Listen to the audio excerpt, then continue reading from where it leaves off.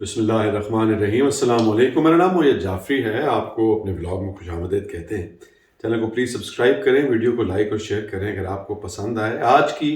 ابھی کچھ دیر پہلے جو سب سے تازہ ترین خبر آئی ہے وہ یہ ہے کہ خان صاحب اور ان کی بیگم بشریٰ بی بی کے اوپر جو توشہ خانہ 2 ہے اس کی فرد جرم عائد کر دی گئی ہے، اور یہ اس کا کیا اثر ہوگا، خان صاحب کے حق میں ہے، ان کے اگینسٹ ہے، اس کا بشریٰ بی بی کی زندگی کے اوپر کیا اثر پڑے گا، یہ ساری باتیں آپ کو بتائیں گے۔ اس کے علاوہ دو اور کیسز بہت اہمیت کے حامل ہیں جو ناظر کے ساتھ آج کے دن کے اندر ہوئے۔ ایک کا تو فیصلہ آ گیا، عادل بازائی کا کیس، اور عادل بازائی کا کیس صرف عادل بازائی کے حوالے سے اہم نہیں ہے، اس کی اہمیت زیادہ پاکستان کے سیاسی منظرنامے کے حوالے سے کیوں ہے یہ آپ کو بتائیں گے۔ اور دوسرا پاکستان کے شہریوں کی ملٹری کورٹس کے اندر ٹرائل کے حوالے سے ایک پیش رفت ہوئی، وہ کیس چل رہا ہے، جیسا کہ اس کے اوپر ہم پہلے بھی آپ کے ساتھ بات چیت کرتے رہے ہیں، اور اس میں ہمیں دیکھنا پڑے گا کہ مندو خیل صاحب آج کل بہت انٹرسٹنگ اور بہت بڑھ چڑھ کر باتیں کر رہے ہیں۔ یہ سارے کا سارا کیا ریپرزینٹ کرتا ہے، اس کا مطلب کیا ہے؟ فیصلے پاکستان کے اندر بدقسمتی کے ساتھ عدالتوں کے فیصلے ہوا کا بھی رخ بتایا کرتے ہیں، وہ ساری چیزیں آپ کو بتائیں گے۔ اور اس کے علاوہ ہمارے اعظم نذیر تارڑ صاحب، اللہ تعالیٰ ان کو ہدایت دے، وہ اپنی تربیت کے لیے کیا کر رہے ہیں اور کہاں ہیں، اور ان کو عوام سے معافی کیوں مانگنی چاہیے، وہ معافی انتہائی ضروری کیوں ہے، یہ چیز بھی آپ کے ساتھ ہم شیئر کریں گے۔ تو شروع کر لیتے ہیں بیسیکلی خان صاحب کے کیس سے۔ توشہ خانہ 2 کے حوالے سے بڑی دیر سے مسئلے مسائل چل رہے تھے کہ اب فرد جرم عائد ہوگی، اب فرد جرم عائد ہوگی، اس کو جیولری سیٹ کیس بھی کہتے ہیں، اور اس جیولری سیٹ کی کیا قیمت ہے، کہیں پر انہوں نے کیا لگوائی تھی اور پیسے کیوں نہیں دیے، کم پیسے دیے،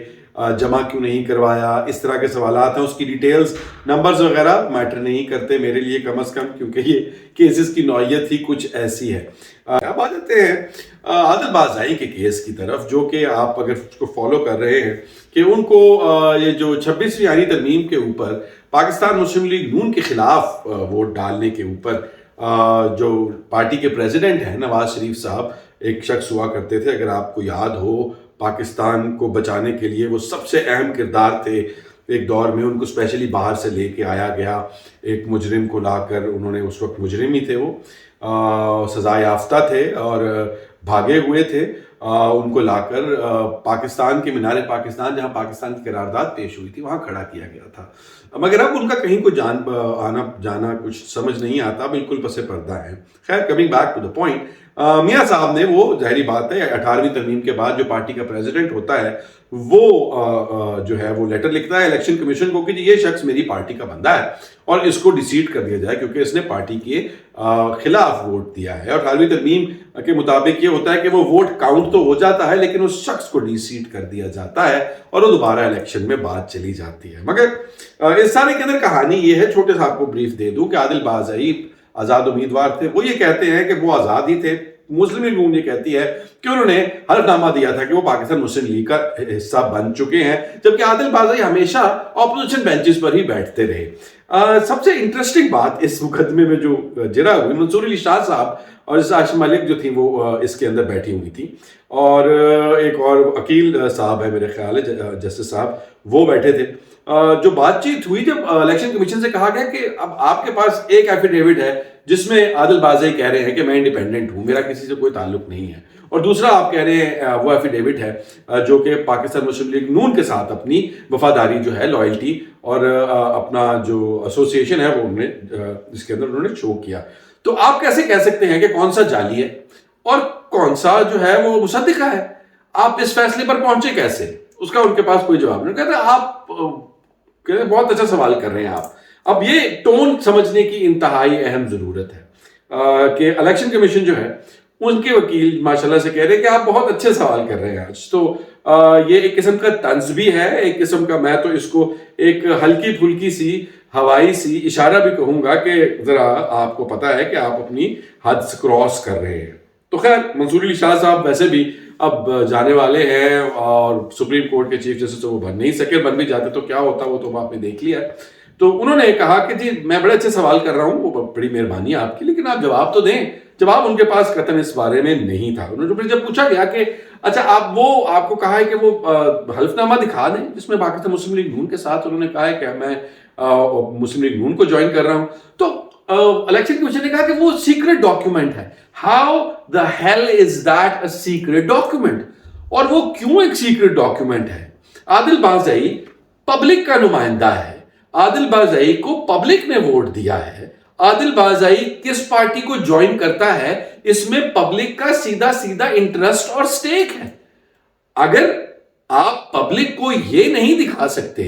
کہ جی وہ ڈاکیومنٹ جس سے یہ ثابت ہوتا ہے کہ جس کو لوگوں نے طاقت دی اس نے وہ طاقت کس کے ہاتھ میں دی, تو پھر آپ کی ٹرانسپیرنسی اور آپ کی جمہوریت کا جو ہے اس کا تو جنازہ پہلے ہی نکل چکا ہے. یہ کس قسم کا پرنسپل ہے, یہ کس قسم کا اصول ہے کہ اس کا جو ڈاکیومنٹ آف ایسوسی ایشن ہے وہ اچانک جو ہماری ریاست ہے اس نے اس کو ایک سیکرٹ ڈاکیومنٹ بنا لیا ہے. اس سے کون سا کوئی نیوکلیر میزائل کی انفارمیشن لیک ہونی ہے؟ خیر, without getting into further details of this, انہوں نے کہا کہ جی انہوں نے بھی تعجب کا اظہار کیا. انہوں نے کہا یہ کمال بات ہے, یا تو آپ یہ ثابت کریں, آپ یہ لاجک بتائیں کہ آپ ایک ایفیڈیوٹ کو دوسرے کے اوپر ترجیح کیسے دے رہے ہیں, اور اگر نہیں تو پھر الٹیمیٹلی عدالت نے یہ فیصلہ کیا کہ میاں صاحب جو ہیں ان کو ویسے تو بڑی سبکی اور ویسے تو بڑی شرمندگی کا سامنا ہے ہی پاکستان کی سیاست میں اس وقت, وہ کیسے ہے اس پہ بھی بات کریں گے. اس کے لیے ضروری ہے کہ آپ ایک چھوٹا سا کلپ دیکھیں. کیا کچھ نہیں کیا, کمپین نہیں کرنے دی مخالفوں کو, اگر ان کے حلقے میں پی ٹی آئی کو کھڑا نہیں ہونے دیا ہم نے, اگر ایسا ان کی تصویر نہیں آنے دی مخالف کی, اگر ایسا تھا پھر بھی ہارے ہیں, پھر بھی جیت گئے. اچھا پھر میں ان سے بات کر نہیں, ایک سیکنڈ پہلے فیصل بھائی, آئندہ ان کی سفارش نہیں کرنی, نہ میں نے نہ آپ نے, میری بات ان کو گرا رہنے دیں. ہماری یہ گرے ہوئے لوگ ہیں, آپ کی ان کو اٹھانا ہی نہیں ہے. فیصل انجیکشن پاگل ہو گیا, ہسپتالوں کے لکوڈ ختم ہو گئے, انجیکشن لگا کے تھک گئے. آپ اتنے گرے ہوئے کہ آپ اٹھ ہی نہیں رہے. اتنے گرے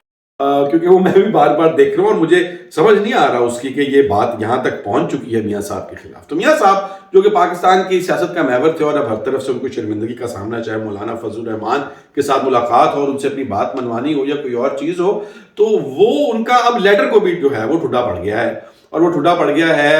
سپریم کورٹ کی جانب سے, جنہوں نے ان کا وہ جو لیٹر جس میں انہوں نے کہا تھا کہ جی ان کو ڈیسیٹ کر دیا جائے اور ڈسکوالیفائی کر دی جائے, تو وہ اب کالعدم قرار دے دیا گیا ہے اور عادل بازئی کو واپس ممبر آف نیشنل اسمبلی جو ہے ان کو دوبارہ سے تعینات کر دیا گیا ہے. اب اس کا جو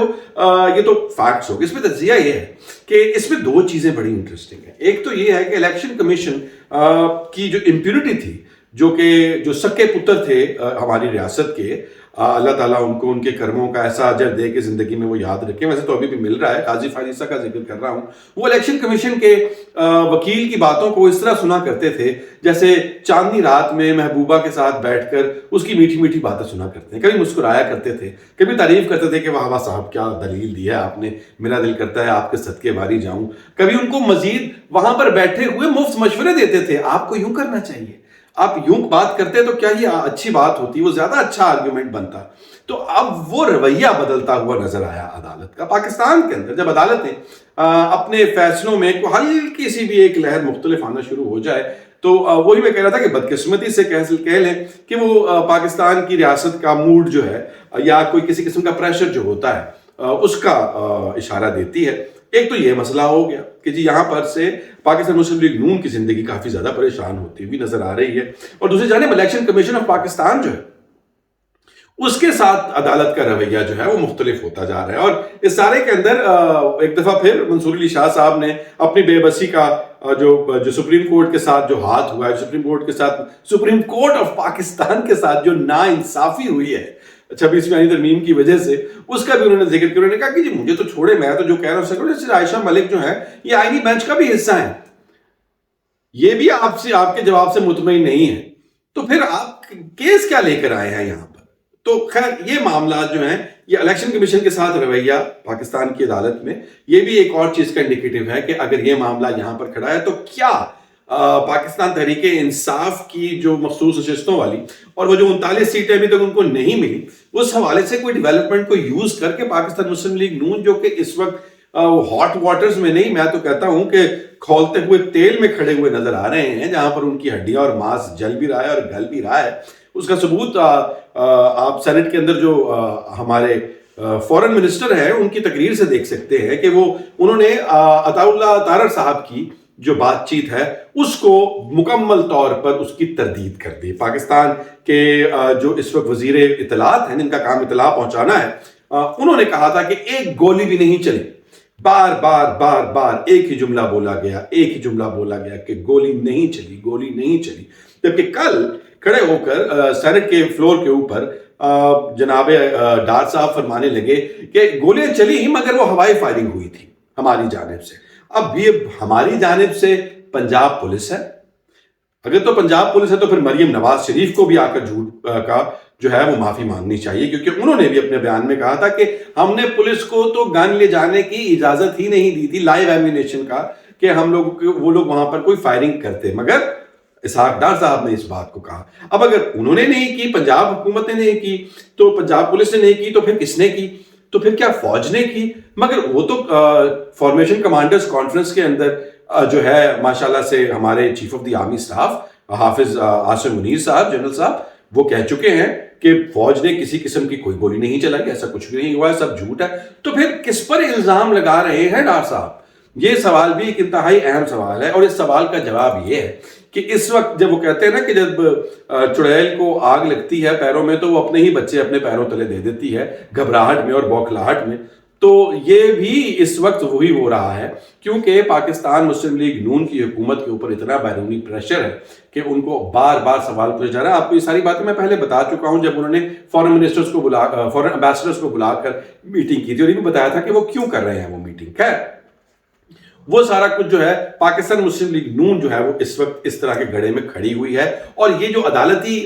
رویہ ہے یہ اس سچویشن کو مزید ان کے لیے خراب ہوتا ہوا دکھا رہا ہے. دوسرا کیس جو امپورٹنٹ تھا وہ آپ کو بات کر رہا تھا کہ جی سویلینز کی اکاؤنٹیبلٹی کیسے ہوگی, کیا آرم فورسز کیا ملٹری کورٹس میں ہو سکتی ہے. تو اس کے اوپر آج جب بات چیت ہوئی تو مندو خیل صاحب جو ہیں بڑے اڑ کے آئے, جیسے پنجابی کہتے ہیں اڑ کے آنا, تو وہ اڑ کے آئے, انہوں نے سوالات بڑے انٹرسٹنگ اور ویلڈ کیے. اب مجھے ان ساری سچویشن کو نا ایک جسے کہتے ہیں نا کہ سسپیشن کی نگاہ سے میں دیکھتا ہوں, کیونکہ یہ وہ لوگ ہیں, یہ وہ تمام ججز ہیں جن کو ہینڈ پک کیا گیا ہے پاکستان کی ریاست کی جانب سے, پاکستان کی حکومت کی جانب سے, کہ یہ لوگ آئینی بینچ کا حصہ ہوں گے. کیونکہ ظاہری بات ہے ان میں کچھ دیکھا تھا تبھی ان کو اٹھا کر ان لوگوں نے بٹھایا یہاں پر جن کو یہ لگتا تھا کہ منصور علی شاہ ان کے لیے خطرہ ہو سکتے ہیں. تو خیر, مندو خیل صاحب جو آج کل ہیروز والی سٹیٹمنٹس آ رہی ہیں, جو کل کال ریکارڈنگ کے حوالے سے بھی آئی تھی اور آج اس میں آئی, انہوں نے کہا کہ اگر ریاستی بلڈنگز کے اوپر بھی حملہ ہوتا ہے یا کوئی پروٹیسٹرز کچھ توڑ پھوڑ کرتا ہے تو اس کا جو ٹرائل ہے وہ ریاست کے قانون کے مطابق ہوگا, اور اگر وہ پریزیڈنٹ ہاؤس ہو, وہ چاہے پی ٹی وی ہو, وہ کوئی اور بلڈنگ ہو, ہے تو وہ حکومت پاکستان کی ملکیت, اور باقی ادارے بھی حکومت پاکستان کے انڈر آتے ہیں. اور اگر وہ سویلین ہے تو پھر اس کا ٹرائل سویلین کے کورٹ کے اندر ہوگا. وہ اینٹی ٹیررزم کورٹ میں تو ہو سکتا ہے, فوجی کورٹ کے اندر لے جانے کی کیا ضرورت ہے؟ فوجی کورٹ کے اندر تو آپ اس کو تب لے کر جائیں کہ اگر اس نے ملک کے خلاف کوئی اس طرح کا معاملہ ہوا ہے یا وہ فوج کا حصہ ہے. اگر وہ فوج کا حصہ ہے اور اس نے کوئی اس طرح کی حرکت کی ہے تو پھر تو آپ فوجی کوڈ آف کنڈکٹ کے مطابق اس کی کر سکتے ہیں. مگر اگر وہ ایک عام شہری ہے اور اس نے سب کچھ کیا ہے اور آپ کو اگر وہ دہشت گرد بھی لگتا ہے تو آپ اینٹی ٹیررزم کورٹ میں کیوں نہیں کر سکتے؟ تو یہ ساری باتیں جو ہیں وہاں پر انہوں نے کی, جو کہ ابھی فی الحال اس کے اوپر میں اپنی ججمنٹ نہیں دے سکتا. وہ ججمنٹ میں اس لیے نہیں دے سکتا کیونکہ مجھے پاکستان کے اندر اس کانسٹیٹیوشنل بینچ کی کسی بھی قسم کی کوئی بات پر ابھی اور کسی بھی قسم کی کوئی فیصلے پر, سوائے اس کے کہ یہ چیزیں کس طرف جا رہی ہیں اور جن لوگوں نے ان کو یہاں پر بلا کر بٹھایا ہے پاکستان کی ریاست نے, وہ کیا چاہ رہے ہیں, اس کا موڈ تو سمجھ آ سکتا ہے. اس کو ایز اے لٹمس ٹیسٹ آپ اس کو ایز اے انڈیکیٹر تو ضرور دیکھ سکتے ہیں, مگر اس کے پیچھے حقیقی ول, انٹینٹ, نیت, وہ سب ابھی میں اس کو بارے میں کچھ نہیں کہہ سکتا, کیونکہ یہ ایک ڈاجی اور ایک غیر آئینی اور پرنسپلز کے اگینسٹ بینچ ہے. اب اس کیس کی جو آؤٹ کم ہے وہ بڑی انٹرسٹنگ ہوگی, کیونکہ اس سے یہ بھی فیصلہ ہوتا ہوا نظر آئے گا کہ خان صاحب کا ملٹری ٹرائل ہوگا کہ نہیں. اس ساری اپڈیٹس کے ساتھ کل ملتے ہیں دوبارہ. اپنا خیال رکھیے گا. اللہ حافظ.